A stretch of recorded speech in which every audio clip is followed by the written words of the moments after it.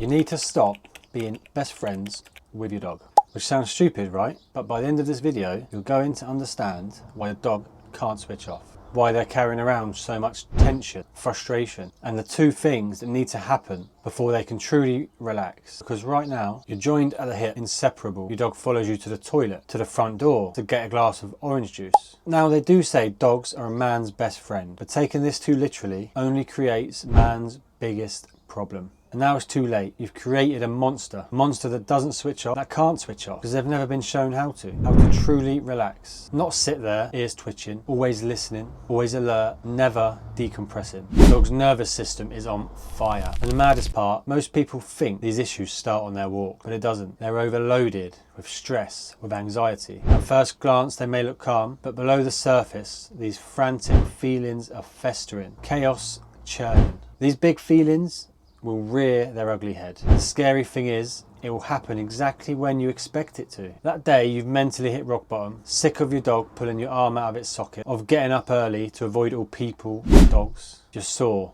fatigued, shoulders heavy. You're feeling the weight of owning a reactive dog. Hold on.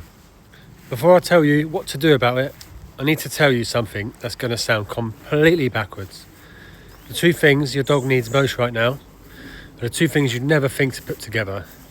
One of them is chaos. The other is complete stillness. When you understand why, everything changes. You've ticked off their walk for the day. You just want to get home. You decide to take the shorter route. That one blind corner that you can't avoid, where you pray that nothing is around the corner. But you know, it just has to be today. Jerry appears with it's fine, they're friendly, overexcited spaniels. You tighten the lead, your dog instantly ready to chin them, kicking off, barking, lunging. You've seen it all before. I've seen it all before. I've been there. Time to drag your dog away, full of apologies, full of embarrassment, full of stress and anxiety. It doesn't have to be this way. It shouldn't be this way. This isn't the dream. This wasn't the vision you had. This is not what being a dog owner should look like. This is the complete opposite. But to fix this stress-filled nightmare, we have to lean into that contrast. In fact, the next two steps you have to take are the absolute opposite to what you think you should do. You need to do nothing. But before you can do nothing, they need the chance to do everything. So here's the thing. Your dog needs to play. Not a game of fetch, not run around the field, tire him out. That's just creating a fitter, faster, more wired version of the same problem. I'm talking about tug, structured tug with rules. Because tug isn't just a game, it's a conversation. It starts with a cue, ends with a cue. There's an out, there's a sit, which means at the exact moment your dog is at their most fired up, ears up, pupils wide, completely in it, they're still listening to you. That's not nothing, that's enormous. Because what tug does that a walk never can, it satisfies the thing underneath the reactivity, the prey drive, the genetic itch that never gets scratched on a walk around the estate, the stalking, the chasing, the catching, the winning. Your dog is wired to do this stuff, and if you don't give them a safe outlet for it, they will find your own, and I promise you, their version is the one that's been embarrassing you on all of your walks. Give them tug, give them rules inside it, give them the win.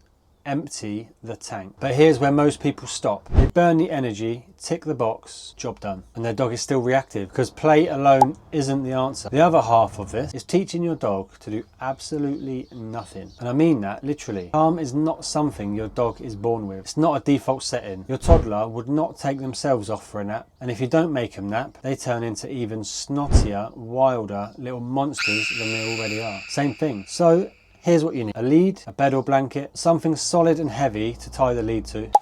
So I've got my lead, I've tied it to something heavy, provided a bed for her, and now it's time for her to relax. That's your entire kit list. Tie them to it, stay nearby at first, go read a book. They will protest, probably for about 10 minutes or so. Let them learn that nothing is happening. They're not in danger, they're just not used to it. They've never had to just be. But after 10 minutes of that internal chaos, something shifts. The fidgeting stops, the ears drop, and they settle. Not because you've asked them to, because there's nothing else to do. That is the skill. That is what you're building. And you need to build it just like anything else. Repetition, patience, consistency. So that's the two-pronged approach. Play hard, rest hard. Empty the tank with touch. Then teach them what it feels like when the tank is empty. What you're doing is changing the baseline, the level of tension your dog carries into every single walk, every encounter with Jerry and his springers. Right now, that baseline is high. One trigger and they are gone. But lower that baseline and suddenly that trigger doesn't hit the same as it did before. They notice it, they don't combust. That's not a miracle, that's a nervous system that's been given what it finally needs. A dog that can learn to coexist in the same field as another dog. A dog that you relearn to adore, where you can go on peaceful walks, go get an ice cream on the beach, pint down the pub without needing that alcohol because you're so stressed. A world where you don't have to stress about that blind corner. A world where Jerry isn't burned into your psyche because you're so worried where he'll pop up. You barely remember him because he's just another walker and it's just another dog that you'll meet. This dream is achievable by attacking the real problem, not more obedient, but looking at that engine, stopping it from overheating, from blowing a gasket. This is the foundation. If you want to know exactly how to run a tug session, the rules, the cues, how long, how often, I've linked a full guide below. It's free. And if this video made sense to you,